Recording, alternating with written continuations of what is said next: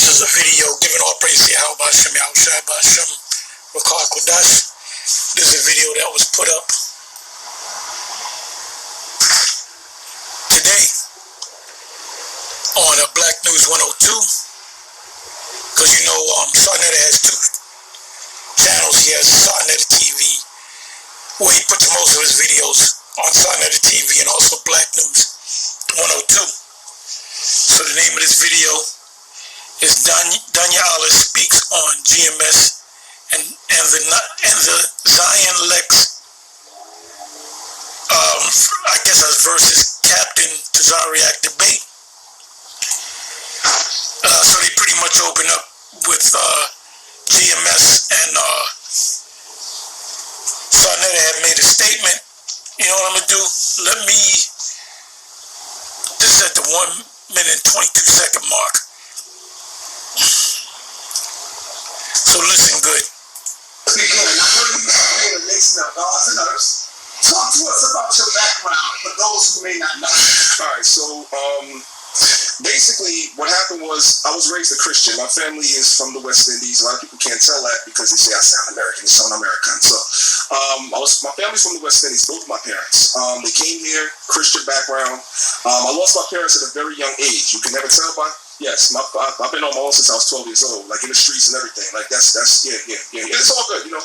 In life, as credit to Danyahla's character, you know, if you got one parent that died when you were young, that's devastating. But both parents, so he goes on to say how he kind of had to make it on his own at the age of 12, which, by the way, that's when you become a man.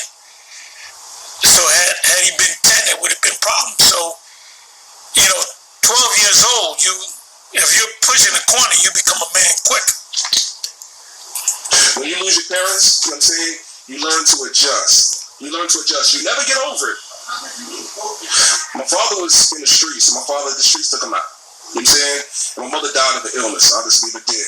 My father was in the streets. So, you know, a lot of people I know that's adults, they're 40 and 50 years old, you still got your parents. Understand, I lost my parents at 12, and I'm still not over it. You never get over it. You learn to live with it, you learn to adjust to it, but you never get over it. So I was around in the streets, whatever, doing what I was doing, going to school, and I ran across some people that were 5%ers. You know what I'm saying? We had an enlightenment. I'm from Mount Vernon, New York, by the way. We had an enlightenment, so the dude was teaching me the 5% lessons, went down, got the student enrollment, you know what I'm saying, was reading up on that stuff like that. And I was also doing music. And I ran into these two dudes that had a record deal. They were down with Vance Wright. Vance Wright is also the guy that was with Slick Rick. And these dudes was with Vance Wright too. They had a record deal. They put a record out, and they got dropped from the label, and they were going to One West. And we ran into them, and me and my partner used to go back and forth with these dudes for months. It's like around 91. And in 92, they finally got me to go to the school at One West, and the rest is history ever since then. Now, I always say this real quick. I just want to say this. When I first went into the school, because people say, oh, you always been, listen, when I first went into the school, and the elders used to say some of the stuff that I say now, I used to be like, I don't know about that. I don't know about that either. So I didn't just go in there as a just believer like what people say. A lot of things had to be proven to me over time before I finally resonated with myself in the truth. It wasn't overnight like what people say. All right. This may be a shocking to you, brother, but in studying and looking and doing my research through YouTube, listen good, as High Priest Ariel would say. Listen good of what Sarnetta is about to say. Now, Sarnetta could be one of the elect, because he sees things that even other Israelites can't see. He can clearly see that the mark of the beast is a microchip. And he's watched countless videos of us teaching, slamming that thing home. GMS I'm talking about. Why do you think a lot of people shit on GMS? Because now that I'm watching a little bit of videos, I'm saying, yo, they right on point when it comes to the Bible. A lot of people don't see that. So we're going to talk more about that. Yeah, a lot of Israelites don't see it. But we say this, and I said it over the weekend. I said, you're welcome to to watch our videos, just like we watch the different Israelite videos. Y'all are always welcome to watch our videos.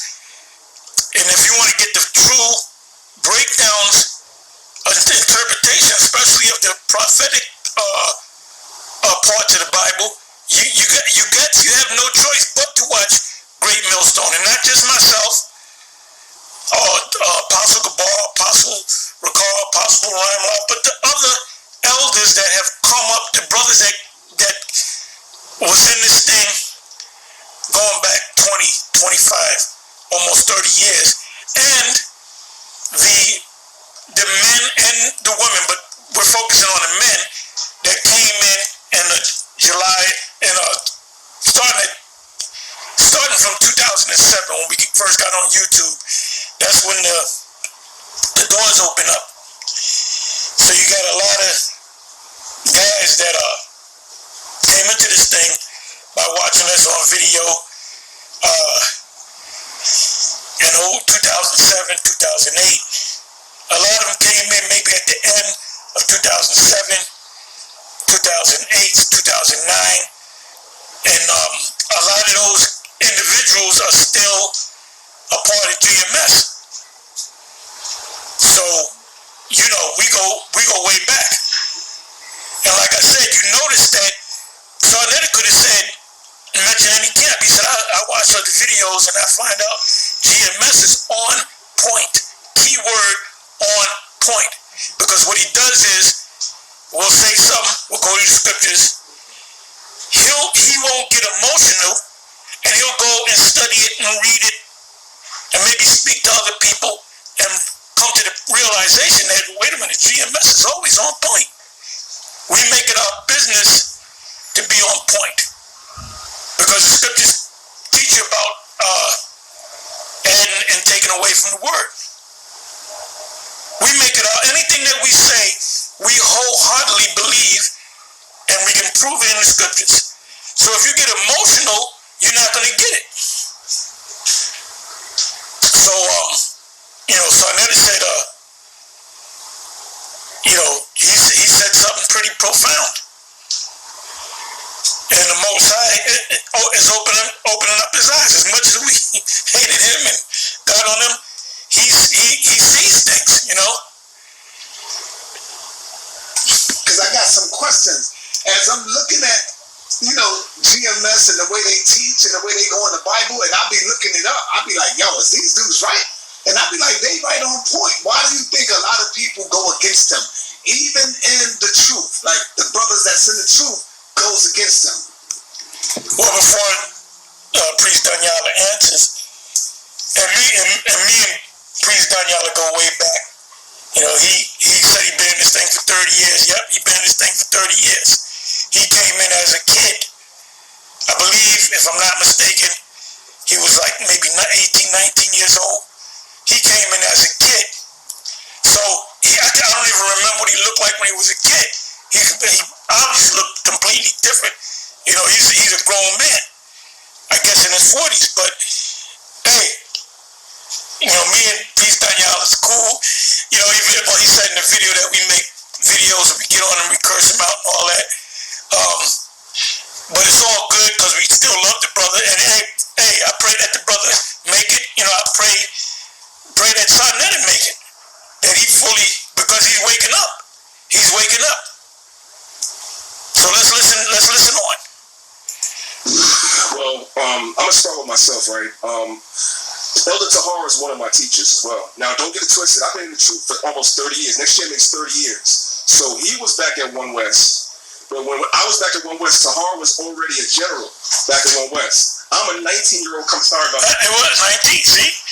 And during that time, I mean, he's telling the truth. He's telling the truth, you know? And I love this brother, Priest Danyahla, you know? And even we know for cursing everybody out, but hey, at the end of the day, you're still Israelites. So, you know, I pray that when the destruction comes and the salvation comes, you know, I pray that the Most High save all of y'all, man. That's just me. Okay? Let's listen to a little bit more. Yeah. I'm a 19-year-old coming into this truth in 92. So I'm not putting myself on a level with Tahar, but I remember Tahar from back then. And I remember the Tahar from the House of David because we was there. So I already know how Tahar is, Elder Tahar. I already know how he is. So the way that he is how he's always been, right? A lot of people coming up today don't understand him. They don't know it from him from back then. So they kind of, with certain things that he says sometimes, Tahar's a little rough around the edges. Tahar's made tons of videos on me, against me, right? But, they'll be like, That's true. And I even apologize. He even says that I even apologize for a video.